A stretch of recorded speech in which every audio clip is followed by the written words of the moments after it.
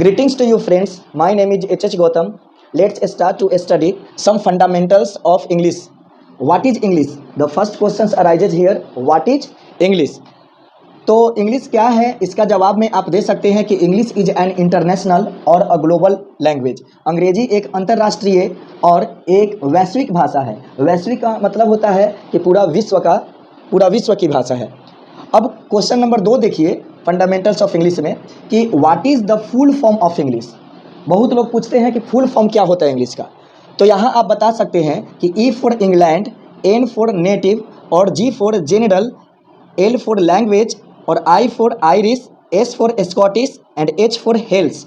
इसका मतलब होता है कि English means England native general language for Irish, Scottish and Hales. यानी अंग्रेजी का मतलब इंग्लैंड के मूल निवासी आयरिश, स्कॉटिश और हेल्स के लिए सामान्य भाषा के रूप में होता है। यानी आप कोई पूछ सकता है तो ये भी डेफिनेशन दे सकते हैं और ये भी डेफिनेशन दे सकते हैं। ये डेफिनेशन है कि वर्ल्ड आज का क्रेज का, इंग्लिश का क्रेज के अगर अनुसार देखा जाए तो आप ये बता सकते हैं कि इंग्लिश इज एन इंटरनेशनल और अ ग्लोबल लैंग्वेज। बट कोई पूछे कि अंग्रेजी क्या है, अंग्रेजी का मतलब क्या होता है, तो English means England native general language for Irish, Scottish and Hales. यानी आयरिश और स्कॉटिश एंड हेल्स यहाँ का इंग्लैंड के मूल निवासी है और इन्हीं के लिए इंग्लिश एक सामान्य भाषा के रूप में होता है।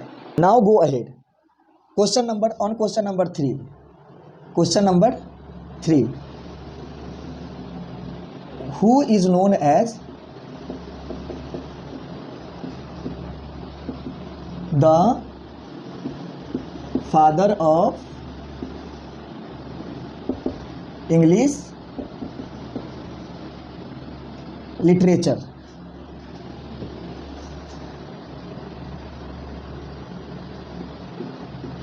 लैंग्वेज, पोएट्री, प्रोज और फिक्शन। तो इसका आंसर लिख सकते हैं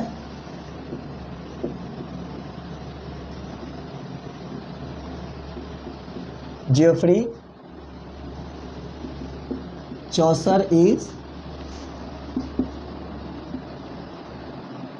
known as the father of English language, literature, poetry, prose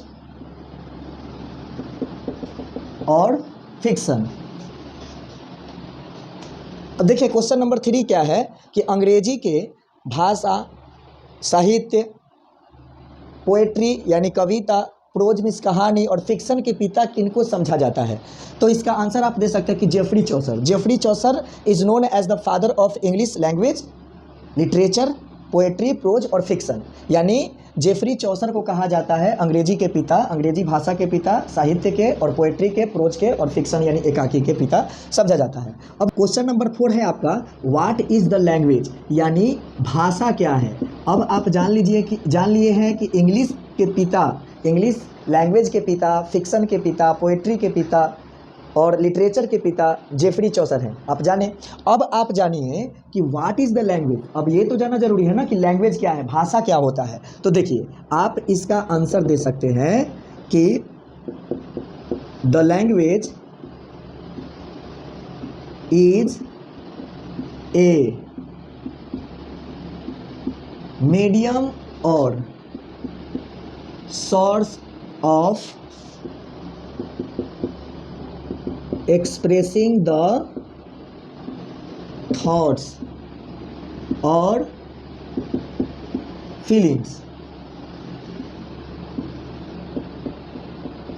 of the heart to others। अब देखिए भाषा क्या है, तो भाषा एक माध्यम है, माध्यम है या साधन है। माध्यम है या साधन है किसका जी, एक्सप्रेसिंग करने का, अभिव्यक्त करने का। यानी किसको अभिव्यक्त करने का, तो थॉट्स को, विचार को, फीलिंग्स को और हार्ट के फीलिंग को टू अदर्स, यानी दूसरों को दिलों का, दूसरों को हृदय के जो फीलिंग्स है, जो विचार है, उसको एक्सप्रेस करने का साधन है और मीडियम है इंग्लिश, मीडियम है लैंग्वेज। कोई भी लैंग्वेज, कोई भी भाषा है तो हम अपना दिल के विचार और दिल के जो फीलिंग्स होते हैं, अनुभव होते हैं, उसको एक्सप्रेस करने का, व्यक्त करने का एक माध्यम है, एक तरीका है, एक वे है, उसको भाषा कहते हैं। अब क्वेश्चन आया 5 नंबर क्वेश्चन। अगर कोई पूछेगा कि अच्छा बताइए, लैंग्वेज, लिटरेचर और फिक्शन ये सब का तो जेफरी चौसर हो गया, पिताजी समझे जाते हैं, लेकिन what is the father of English drama? Drama यानी प्ले, इंग्लिश ड्रामा और प्ले का पिता किसको समझा जाता है? तो इसका आप आंसर में दे सकते हैं, जाने माने नाम है William Shakespeare. William Shakespeare is known as the father of English drama या प्ले, यानी अंग्रेजी ड्रामा या अंग्रेजी नाटक का जो फादर है वो किन को समझा जाता है? यानी हु इज नोन, व्हाट नहीं होगा, हु होगा पर्सन में, और हु इज नोन, तो विलियम शेक्सपियर को समझा जाता है इंग्लिश ड्रामा और इंग्लिश नाटक का पिता समझा जाता है। क्वेश्चन नंबर 6 ये है कि हु इज नोन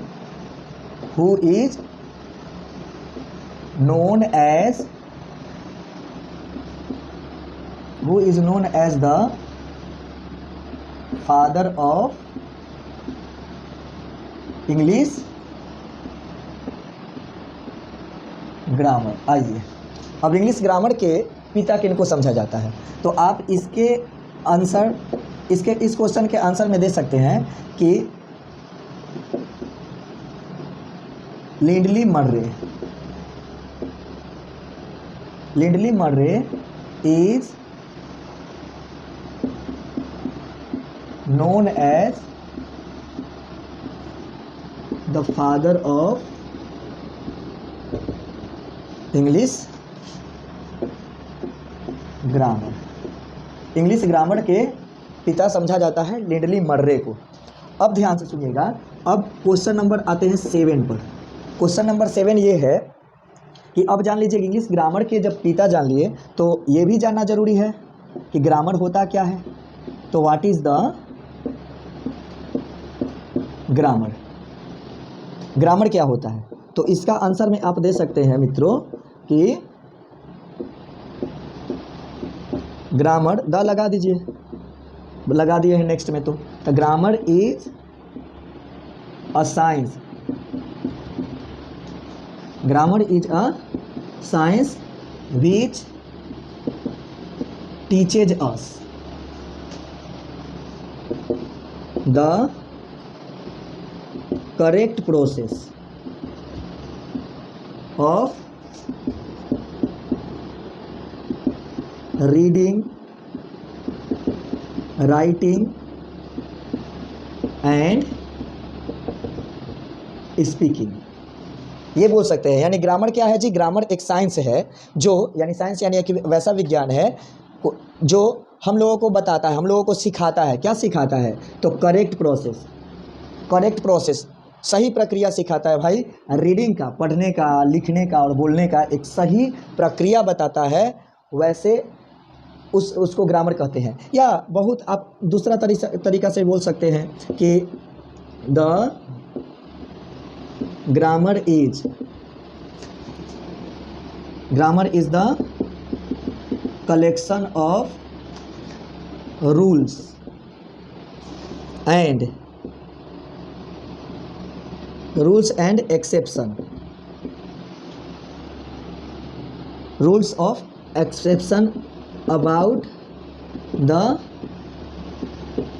language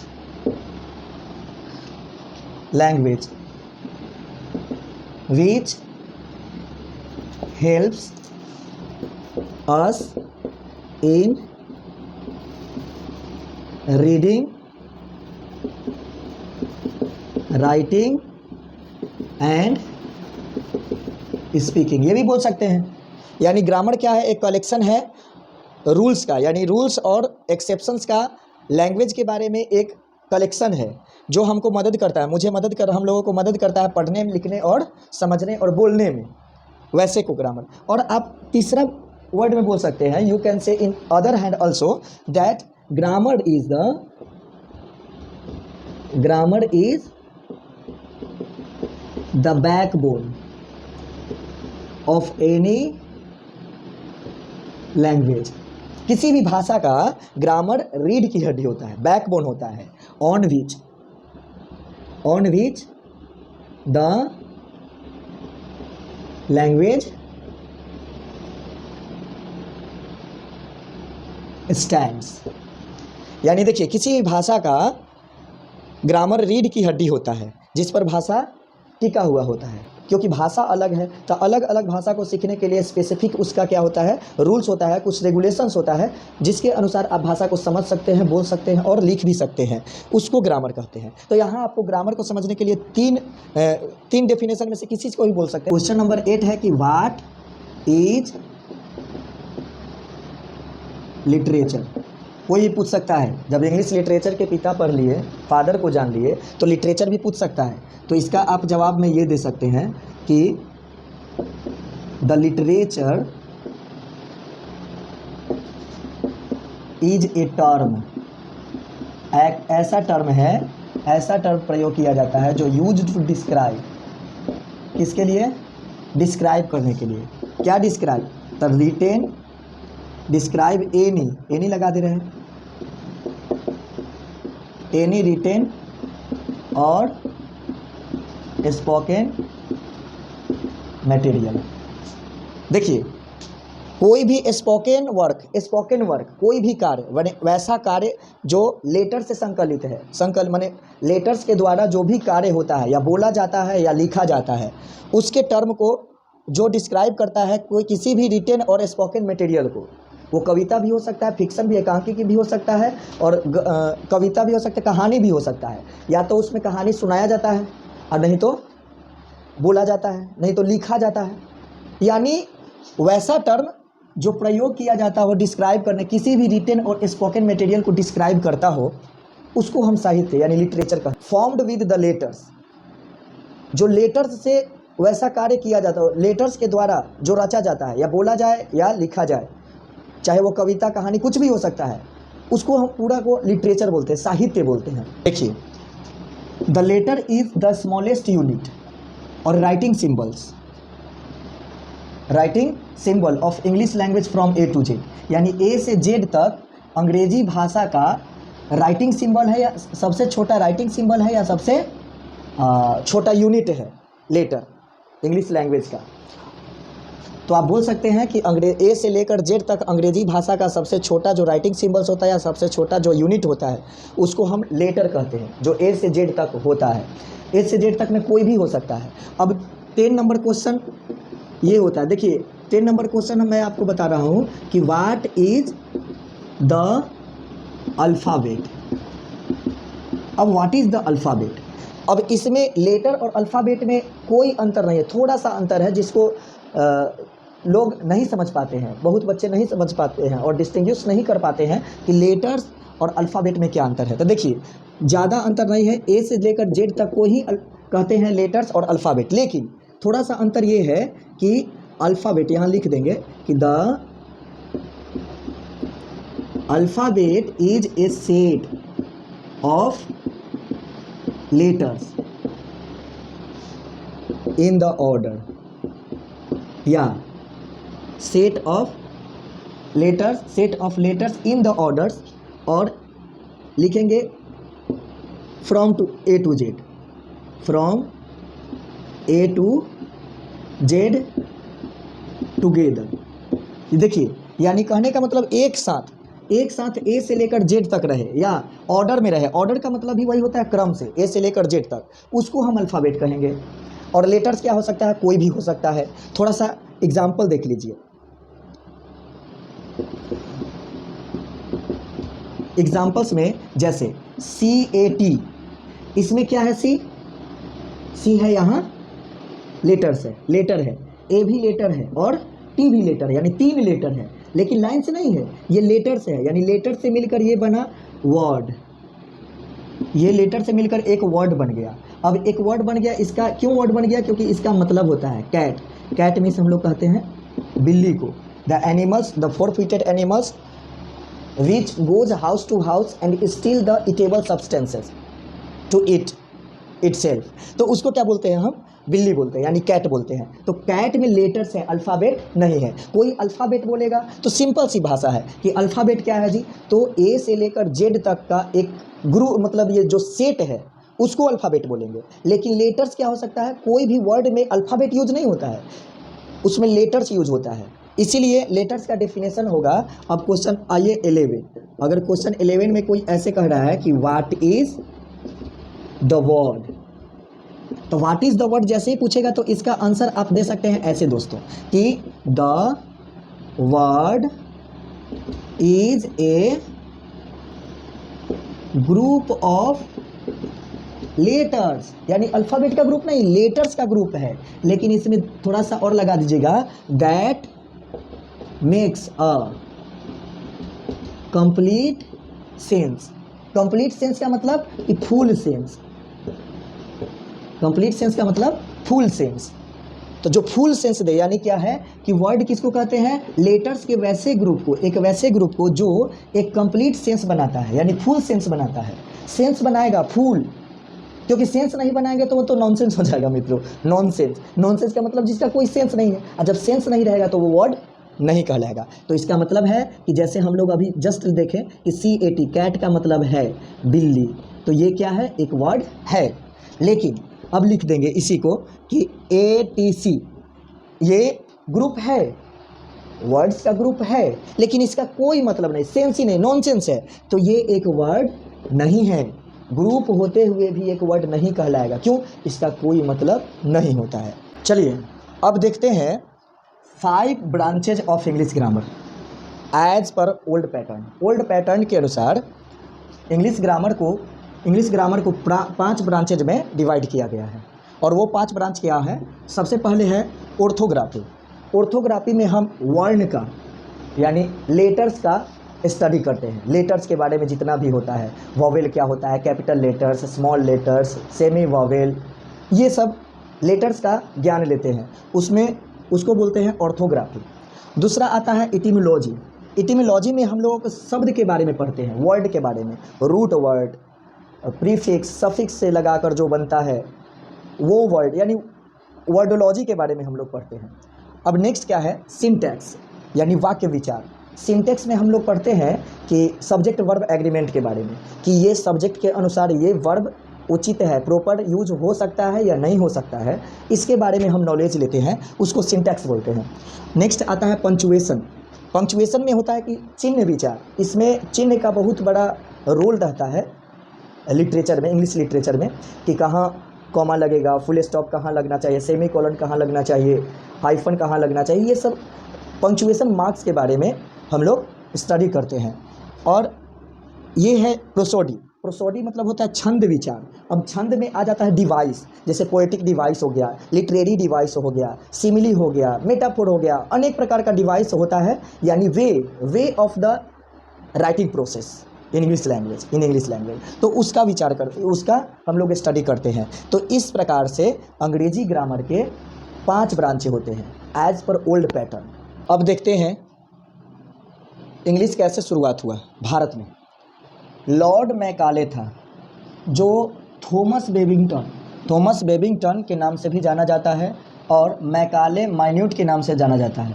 वो क्या किया कि बिगन इंग्लिश लैंग्वेज को स्टडीड करना, यानी अध्ययन करना शुरू कर दिया भारत में। पहला बार शुरू किया था भारत में 2 फरवरी 1835 को।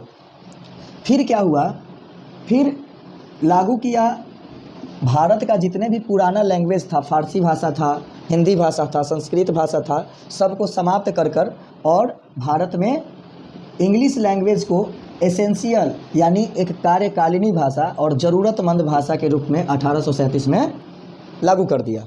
फिर क्या हुआ कि फिर अंग्रेज क्या किया कि इसको मैंडेट कर दिया, इंग्लिश लैंग्वेज को कॉम्पिटिटिव एग्जामिनेशन में 1844 में क्या किया, इसको मैंडेट कर दिया। मैंडेट मतलब एसेंशियल कर दिया, कंपलसरी कर दिया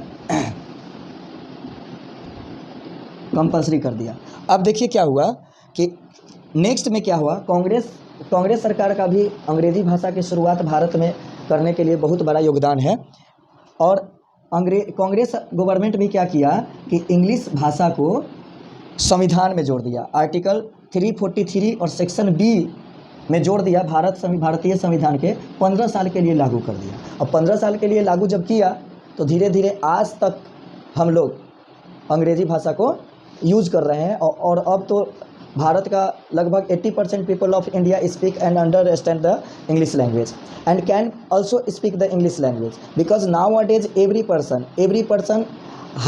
person is crazy of English language. They want to speak English much.